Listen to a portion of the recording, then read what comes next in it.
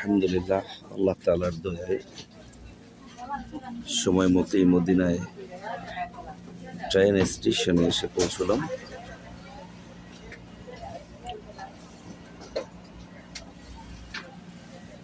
এবং লাগেজ রাখার জন্য কি সুন্দর,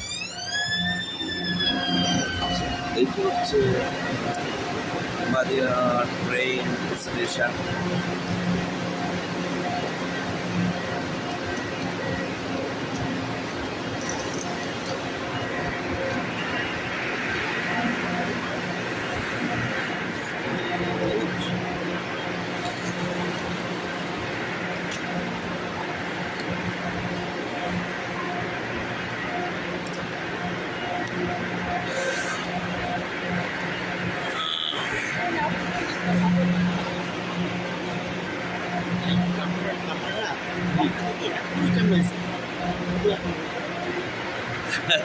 তারা অবশ্যই তারা রুট ব্যবহার করছে, ইয়াম্বুর রুট।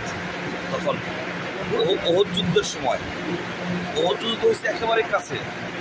বদর তো মনে করেন যে মদিনা শরীফ থেকে ৭২ কিলোমিটার দূর, আর এগুলো একেবারে কাছে। এরা চলে আসছে, এরা তো এটা পরিকল্পনা করে মদিনা আক্রমণের জন্য আসছিল। যে মক্কা থেকে মদিনা 450, এবং তাদের সাথে সেনাবাহিনী ছিল ১,০০০-এর উপরে। এই সমস্ত সেনাবাহিনী নিয়ে, সমস্ত রসদ মাল জমা নিয়ে মদিনা আক্রমণ করতে আসছে। আপনি বুঝলেন কতটা শক্তিশালী ছিল তারা। বদর যুদ্ধে পরাজয়ের পরে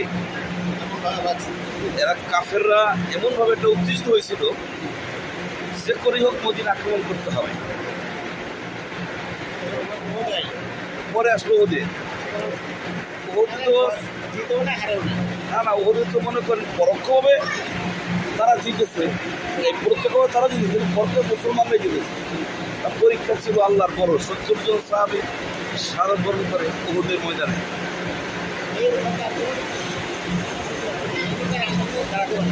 না, আর তো আসতে পারেনি, ও তো শেষ।